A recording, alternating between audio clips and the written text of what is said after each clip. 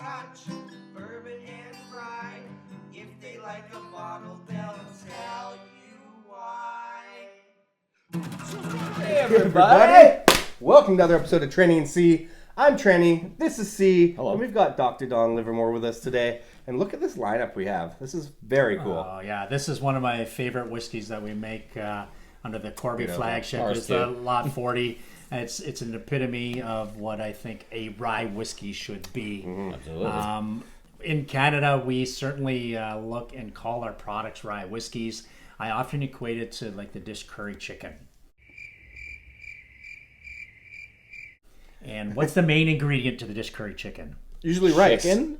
It is chicken. It is chicken. And so with Canadian whiskey, most of us will use corn, and that's the chicken part, and curry's the spice. Yeah. And I don't know about where you guys are located, but when I order the dish curry chicken, they usually ask us from heat units in terms of what we're doing from a 1 to a 10. And I would say a lot 40s are 10. It's 100% rye, always aged in new oak, and it's column and pot distilled, which makes it extra special, concentrating up those rye flavors. Yeah. Can we also... Which one is the one that has... can we focus on the fact that you are now digitally enhanced onto the back of the Lot40 bottle? So when I go in the liquor store and they card me, and I give... Hey, there you go. There's my identification for me, yes. I'm on the bottle. That's the AI Dawn. Yes, there we go. We're so excited with the brand Lot40 in terms of Canada because it shows our creativity and the styles of whiskey. And I know a lot of people out there in Canada are looking for alternatives for bourbon. Absolutely.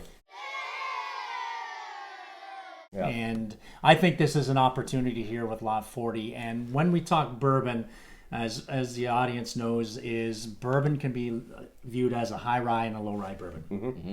Do you know the percentage that people talk to as a low rye and high Actually, rye we bourbon? do. This is something that we were just talking about. It's about 20%. That's right. Yeah. When they mix grain mash bill making bourbon, they put corn, rye, and barley malt into it. And it's kind of known out in the industry that if you get above 20, it's that high rye bourbon, and you're going to get that nice, big, bold, spicy flavor. Right. And we're seeing a great uptick in Lot40 right now because it'd be an alternative to a high rye bourbon.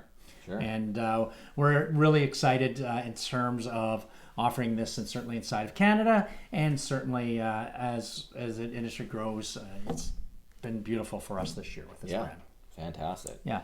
So we got a couple expressions here, and I will lead up to it. So this is your standard Lot40. Again, 100% rye, aged in new wood, and a column and pot distilled. When you say standard, it is the standard. Yeah, it's the standard. It sets the bar. It sets the bar. Yeah. When I looked at this recipe back in around 2018, it changed it over just completely to 100% rye, and it changed it over to new wood. And the new wood I use on this brand is a number 2 char. Okay. And there's some scientific madness to all of this. Is number 2 chars are going to give you a high vanilla content, and I need to balance it against that rye to make that sweet and spicy to come into play. That makes a lot of sense. And hence, to the high rye bourbon drinkers, you can certainly have that flavor that they're looking for. And while you continue, I will pour us a sample so that everyone can drink along with your video. Sure. So the next expression of Lot40 is basically this one here. Mm-hmm. What I've done now is aged it twice. So I put this into a heavily charred barrel. Sometimes they call them alligator char. Or they're number 4 char. Right. So 100% rye, new wood twice.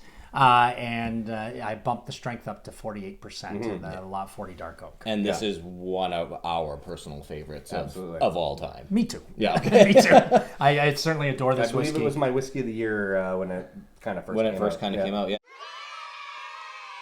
Yeah, well, you got great taste because this won the World's Whiskey of the Year at the World Whiskey Awards in 2020. So Was it the line extension winner as well? Was that one? I think it was that year as well. So it's won a bunch of awards anyway. Won many times, and every year at the Canadian Whiskey Awards, it certainly comes home with some hardware. So it's a great whiskey too. So if you're looking for a heavier Heavier, well, on the wood flavor certainly goes to the Lot 40 And Dark this Oak. is like part of like the staple in the lineup now, right? I got to say, just smelling this. Sorry. So the regular Lot 40. The yeah. regular Lot 40, like this is phenomenal stuff for your intro kind of to the lineup.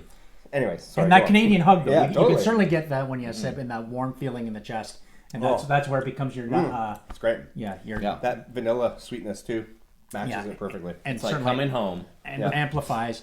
The one thing I'll also say, the regular Lot 40 is 43%. The dark oak I changed to 48%. Yep. At higher strengths, more wood and grain flavors will come out on the perception on the flavor. So if that's one of the things I do when designing whiskey. If I've now double aged that, I want to emphasize wood. I'll pop the strength up a little bit. Yeah, cool. Yeah.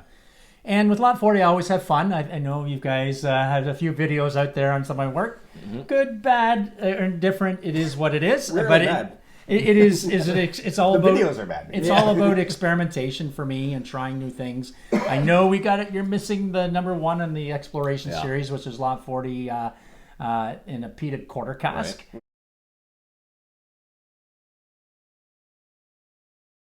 Right. I love that one out of the one. You got an interesting play on peat and spice coming into play, and the next one we certainly brought along is the one in the port casks. So good. I used some ruby red port casks that in that, and again, of course, these are all cask strength when I'm looking at these exploration series. And they kind of sit in that 53-ish range. I think they're all 53s, aren't they? 53 it's like 53, something. 1, 2, and 5 or something like that. Yeah, in like that. That's kind of where we sit and land. And the third one I thought was very interesting in me playing around and being, Dr. Don is in the cherry wood. I know when we talked about this previously, it's one of those things that the evaporation loss in a cherry cask is so quick. You concentrate it up. So it's one of those things, when do you pull that out from a cask? And the first time somebody's really working with cherry wood, you really don't know where Is you're it going because with it's it. a more porous wood or something? It is like very, that? very Okay. porous, whereas oak is not. Cherrywood seemed to have like a moment in the industry over the last couple of years. Is there Yeah. any kind of specific reason for that, or is that like I've just seen more cherrywood? It is available, so Yeah. we get barrel manufacturers always coming to our door, pitching things, and I was highly interested in it, see what we could do with rye whiskey, and I thought it was phenomenal. Great with cocktailing. I know if you can give our brand ambassador Dave Minton, he could work with these ones here and make an interesting cocktail with a cherry to get those flavors to come Probably through. be an interesting old fashioned. Anyway. Yeah. Cherry orange. Yeah. You're absolutely right, and add some little sweetness to it.